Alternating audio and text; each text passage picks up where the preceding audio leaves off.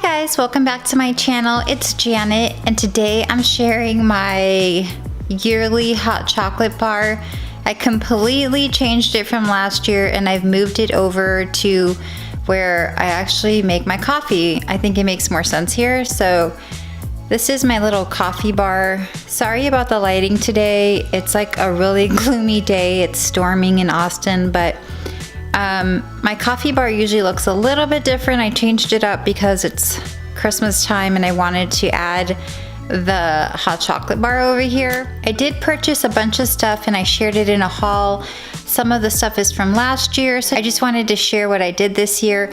I did buy a mini Keurig machine. I didn't have one. They do have hot chocolate pods, which is another reason that I wanted the Keurig, because the Nespresso machine that we have does not have hot chocolate pods. I'm able to make hot chocolate in the Keurig. So then here are the mugs that I purchased at the Target Dollar Spot. I just kind of stacked them there for whenever someone wants to make hot chocolate. It's easy to grab and go. And then here are the toppings that I have.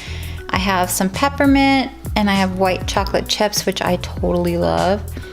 And then I have a lot of hot chocolate options. So I have this salted caramel hot chocolate from Sur La Table. And then I have this little cup of cheer that I got at Target. I did put some candy canes, mostly for decorations. I just thought they looked cute there. Marshmallows, of course. And then I thought these were just like gorgeous.